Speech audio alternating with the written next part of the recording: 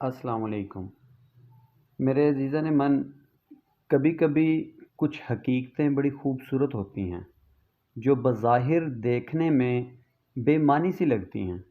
آج ایک ایسی ہی حقیقت جس میں درسی سبق بھی ہے، جس میں اخلاقیات بھی ہے، جس میں جرت اور ہمت بھی ہے اور جس میں دلچسپی بھی ہے، وہ آج ہم آپ کے سامنے رکھیں گے، جو ایک کہانی ہے اور اس میں ہم کچھ سیکھیں گے اور اس کے ساتھ ایک چھوٹا سا پیغام۔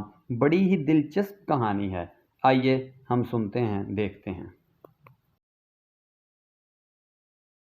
ایک دفعہ کتوں کی لڑائی میں ایک چیتے کو شامل کیا گیا، لیکن تعجب کی بات ہے کہ جب مقابلہ شروع ہوا تو چیتا اپنی جگہ سے ہلا تک نہیں۔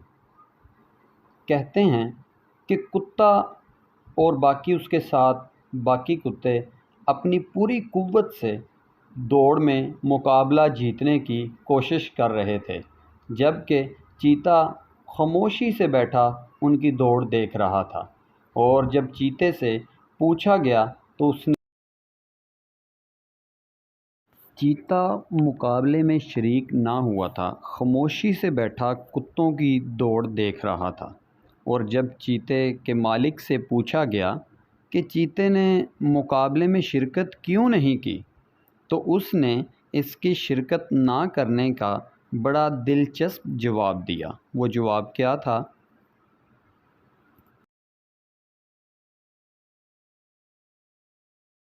جواب سے پہلے علامہ اقبال کا ایک شعر سماعت فرمائیں کہ وہ فریب خوردہ شاہین کے پلا ہو کرگسوں میں، وہ فریب خوردہ شاہین کے پلا ہو کرگسوں میں، اسے کیا خبر کہ کیا ہے راہ و رسم شہبازی۔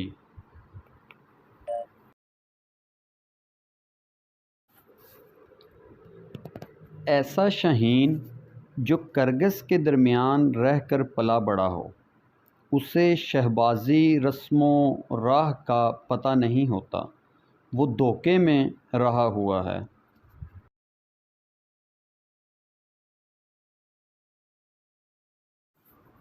چونکہ چیتا اپنی اہمیت کو سمجھتا ہے، وہ دھوکے میں رہا ہوا نہیں ہے، اس لیے وہ دوڑ میں شامل نہیں ہوا، اور بڑا ہی دلچسپ اس نے اس کا جواب دیا۔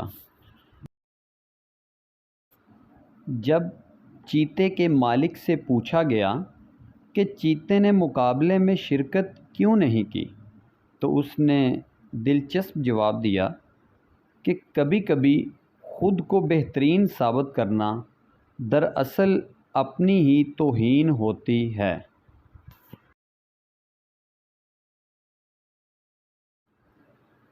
ہر جگہ خود کو ثابت کرنے کی ضرورت نہیں ہوتی، بعض لوگوں کے سامنے خاموش رہنا ہی بہترین جواب ہوتا ہے۔